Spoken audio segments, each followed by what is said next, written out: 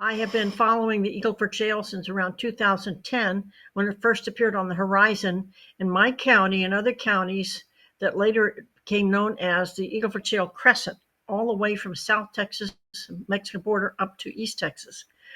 So I followed that through, and we're at the stage now when the drilling, the fracking is mostly finished, production is there, and there's been the build out. What do I mean by build out? I mean, what was the projected plan? What phase are we in now for the industry, and how is it impacting local quality of life and the environment in particular? So where we're in the stage now is getting the product to market. That's always been the aim.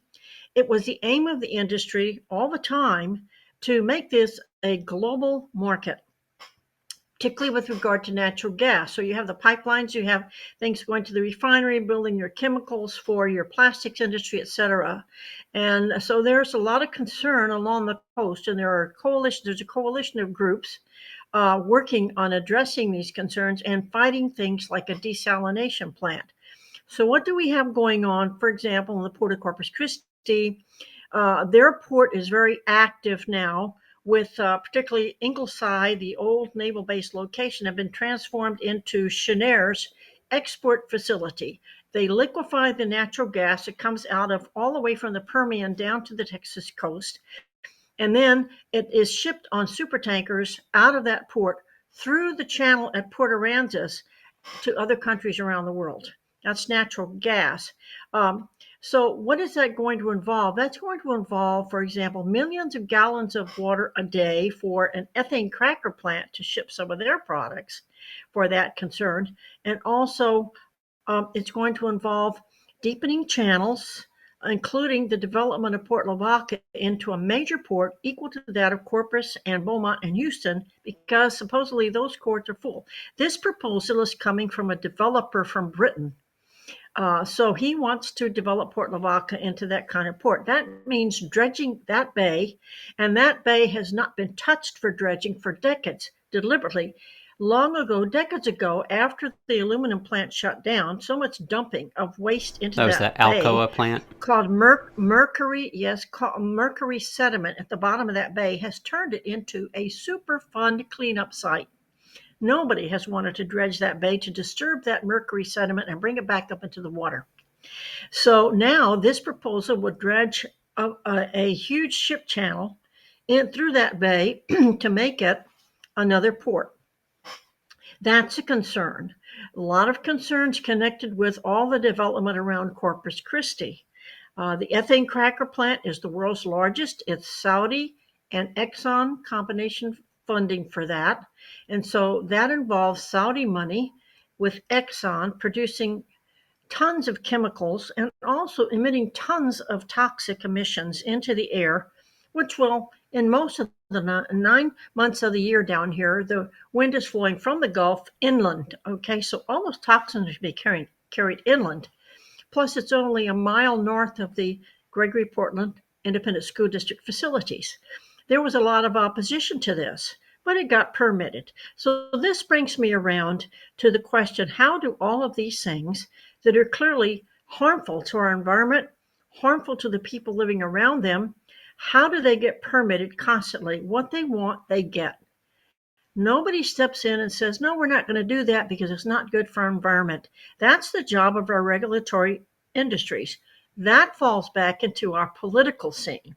So the politicians, including the local politicians, usually jump on board for these developments because all along the Texas coast, since World War II was over and agriculture went into the background, the economic savior of the economy all along the Gulf Coast has been the petrochemical industry. And so usually what they want, they get. But now we know we have many problems of toxic contamination of our air, of our water, of our land from all this industrial development for the last 60 years. And yet it continues. While at the same time, we have developing along the coast beautiful wind farms that are able to produce a lot of electricity for all of Texas and for a lot of these industries. In fact, some of them are probably using wind produced power to run their plants. Mm-hmm. So we could be going clean energy. We could be going going for safe, clean air. We could be preserving the millions of gallons of water it's going to take per day to run and operate that ethane cracker plant. And the city of Corpus Christi has a contract with this plant to supply the millions of gallons of water per day, but they're not quite sure where they're going to get it. But they're supposed to be providing it. So that's where the desalination plant comes in. So there's several groups down there who are fighting all of these particular developments, including the widening of the channel and the use of the channel. And another part of the build out is the new terminal for supertankers transporting liquid natural gas, LNG, from the Texas Gulf Coast out. And that would be at High Island, which is directly across from Port Aransas and right next to the ferry landing. Anybody who's ever been to Port Aransas knows what it's like to ride a ferry across. Imagine, it's already happening. There's cross traffic there between ferry traffic now and tankers going through that channel at a rate that we never saw before.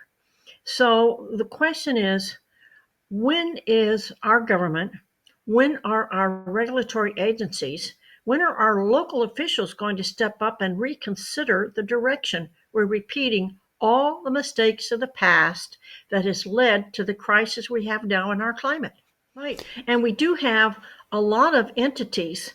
I remember already about 3 or 4 years ago, a major religious denomination in the United States nationally withdrew all of their investments in fossil fuels and moved them to sustainable industry, wind power and so forth, solar power. So though that money that would be used to develop these industries is not there anymore, and I think it's beginning to show its force because more and more people have done this, particularly when they realize where the money's going and the damage that it's doing.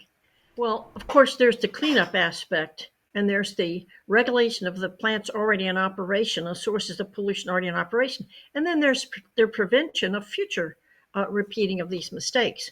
I think the most that citizens can do is to address their politicians. There's money to support this industry, but then there are votes. The power of the vote displaces 10 lobbyists. You can have 10 lobbyists getting legislators to say, all right, I'll vote for this, I'll vote for that. But if the legislator knows that his constituency is not going to reelect him, if he does, that's an influence, because if they're not reelected, they can't do anything for the industry. And they know that. So I think it's very important for voters and citizens to just realize we can't continue with business as usual. I've got to turn off the TV, maybe tape the football game to watch later, but pay more attention to your legislators and what they're doing. Learn more about fossil fuels and their damage to the environment. And if you have a job in that industry, find a way to transition to a job in the sustainable industries, because the jobs are out there too. And one of the big fears of saying no to this industry along the coast of Texas is that, but they've always brought us jobs, they always bring us tax monies. Well, the fact is, the damage is going to be much more expensive than anything they could have brought in terms of resources. So if we now begin to transition and say, no more of this, we're moving into sustainables and we want the jobs to go there, the jobs are there. And people are going for those jobs. Yeah. So I think that's very important for citizens to become more aware and to pay attention, and also to know what are your dependable resources for dependable information. Because Yeah. what looks like a good resource sometimes is nothing but industry sales pitch. That's what. I think that there are a lot of good websites that are doing this. All of your environmental organizations have great websites that provide very good, accurate information. The Sierra Club, Climate Justice, excuse me. Public Citizen is another excellent source. Texas Public Radio. I think that's very important to realize where the good, solid, factual information is. Also, to learn about the industry itself, not just what decisions are being made, but do you know how the industry is affecting you? What is that plant behind you or a mile from your city doing to your children, doing to your environment? So there are organizations and independent scientists who can help you figure that out. There are attorneys who can help you take to task the people that are polluting your neighborhoods. So look around. There may be a local organization already in your neighborhood who is working on these problems. Find out who they are, link up with them, and take action together because united we stand, divided we fall.